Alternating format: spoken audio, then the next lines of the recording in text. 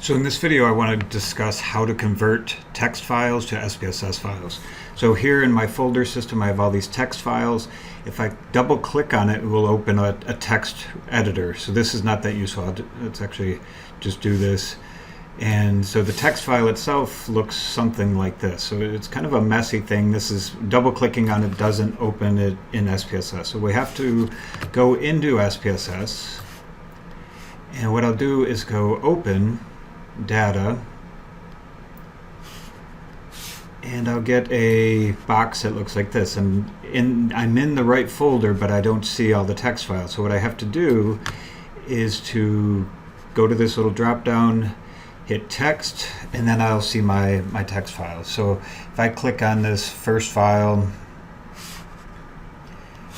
SPSS will then ask me, it's generating a preview, and then it will just ask a bunch of questions. Usually I'll just hit next, next, next, but you can kind of see what's happening in the bottom. So it looks like it's pulling my data pretty correctly. That looks good. This third page, it says first case, and the data begins at which line number.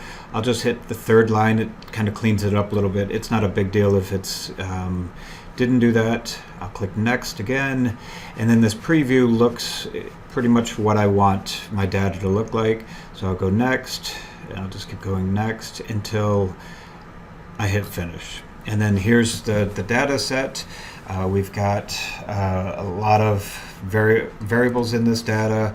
One thing, when it's a text file, our variable view, we don't really have any labels, and our ID names come from that first row, so they might not be as descriptive as we would like them to be, but in this case it tends to work. So when I click back over here to data view, we've got all of these different variables that we have to figure out which ones are useful. We can delete a good number of them if we want to clean this up.